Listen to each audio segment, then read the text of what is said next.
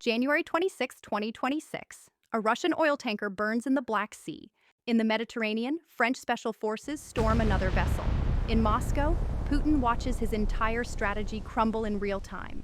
For 4 years, Vladimir Putin believed he had the winning formula: outlast the West. Let Ukraine's allies grow tired while Russian forces, no matter the cost, just keep coming. 1,000 Russian soldiers killed every single day. But something went catastrophically wrong. The strategy that won Russia wars for centuries has backfired spectacularly, and Putin's last desperate hope just evaporated. This is the story of how Ukraine turned Putin's own playbook against him, and why Russia is now staring into an economic abyss. To understand why Putin's plan is failing, you need to understand the Russian way of war. It's simple. It's brutal. And for centuries, it worked. Send wave after wave of troops, accept massive casualties, wear down the enemy, watch them collapse. Bill Browder, founder of the Magnitsky Justice Campaign, laid it out perfectly. Putin is hoping that even though he's suffering unbelievable casualties, that we are going to tire before he does. Notice what Browder said. We. Putin isn't trying to outlast Ukraine anymore. He's trying to outlast the collective West. The calculation is cold and simple. Russian resources versus Western willpower.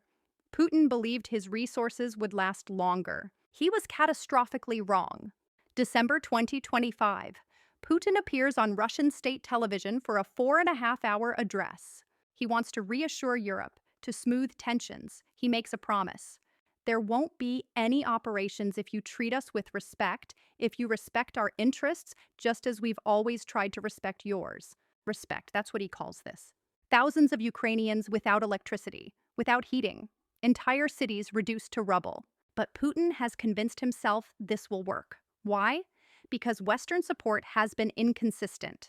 Bohdan Nahilo, writing for the Kyiv Post, put it bluntly. Delays in appeasement are why Russia could launch these devastating winter campaigns. Ukraine requested air defenses. These requests were met with hesitation, delays, and political concerns about escalation. The support that should have come in month 1 arrived in year 3. And Putin noticed. The Atlantic Council revealed Putin's real endgame: complete erasure of Ukrainian identity.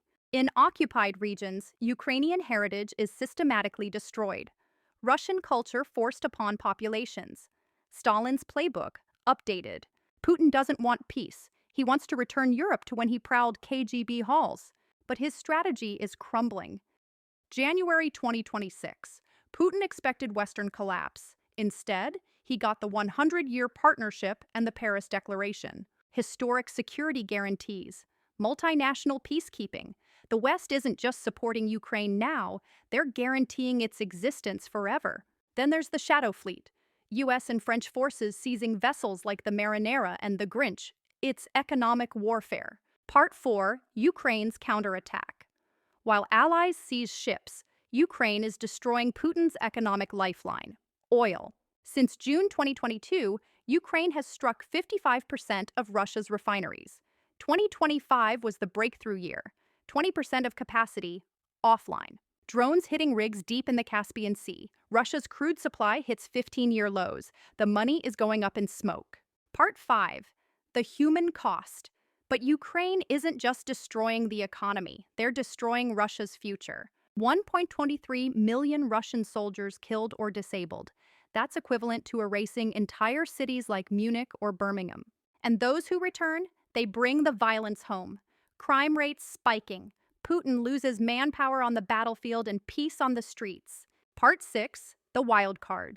Putin has one last desperate hope: the Trump administration. Mixed signals. The Venezuela operation humiliated Putin, but political rhetoric confuses the picture.